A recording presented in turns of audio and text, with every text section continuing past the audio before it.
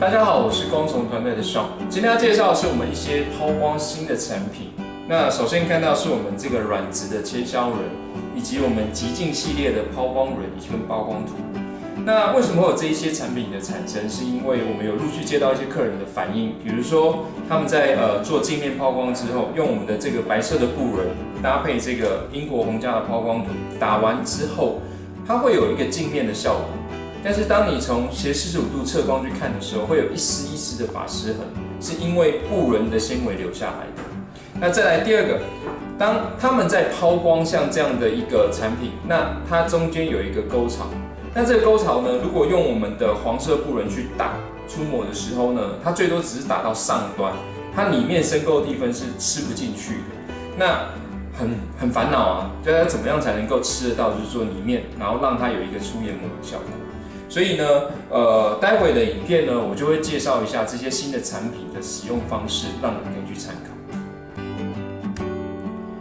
好，首先来介绍我们的软质的这个切削轮。那我已经把它装在机器上面。那我先示范给你们看它的一个差异性。这个是我们黄色的一个切削轮。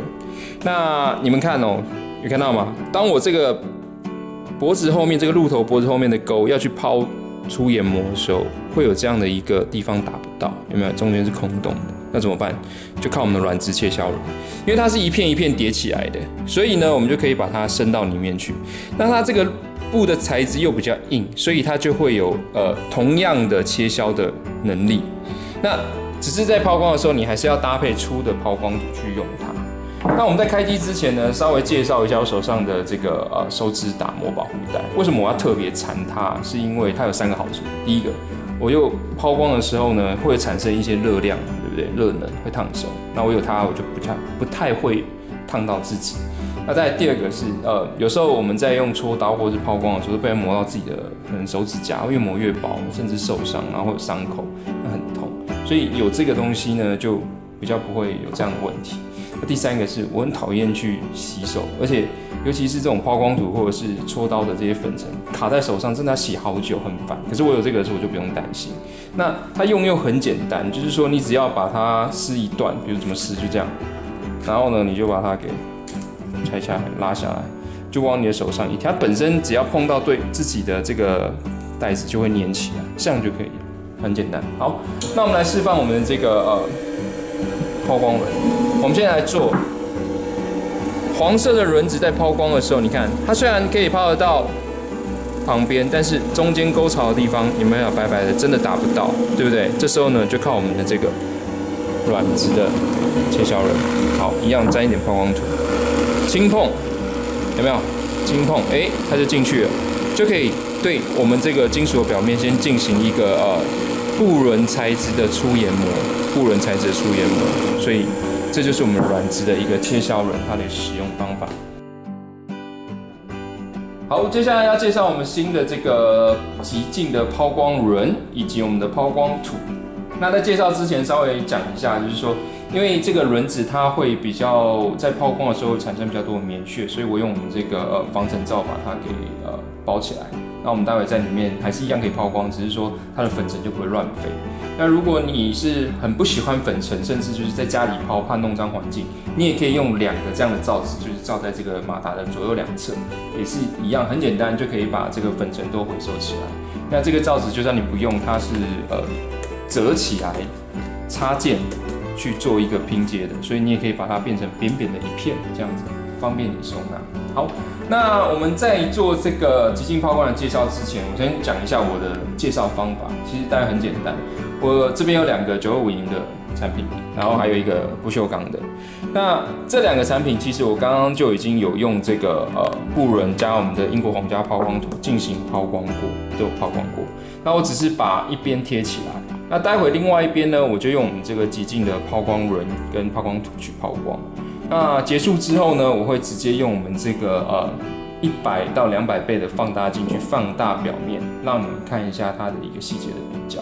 OK， 好，那我们就先来使用我们这个新的抛光轮跟抛光图，好，一样沾一点点我们这个新的极净抛光图在我们的轮子上面。好，接下来呢就是进行抛光的动作，那就跟之前都一样，这样。那一样转速不需要太快，那就轻轻的把它带过去抛光，轻轻的带过去抛光。再强调一次，我这个都已经是全部打过，就是我手上的这个不锈钢的汤匙，好，这样就可以了。以及我这个9250的 piece 都已经打过这个白色抛光轮，加我们这个英国皇家抛光图。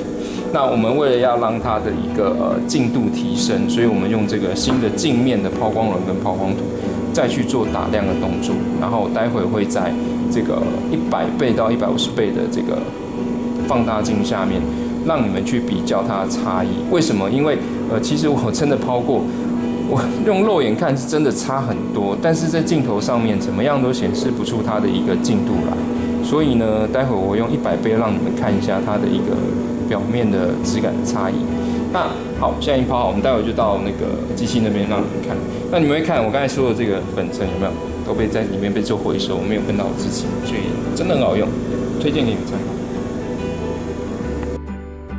好，经过刚刚极尽的抛光之后呢，我们看一下这金属的表面在100倍的放大下的状态。很明显看到有没有这边？哦，有一个一条一条的，这就是白色的布轮搭配这个镜面抛光图抛光之后，虽然有镜面的效果，但是它在100倍的放大镜下面，它就还是有一条条法式纹。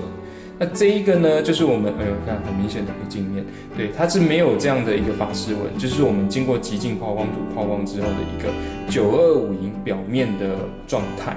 那你们看一下，真的差很多哦。然后我们再回到看这个，这是我们的不锈钢的这个汤匙。好，那它有分两边，我刚才有贴，你们看到中间有一条线在这个地方。好，很明显的，你们看到这边是亮的，这边有一条一条的痕迹。有没有？我转过来就会明显看到，哇，都可以反映出我所有的拍照设备。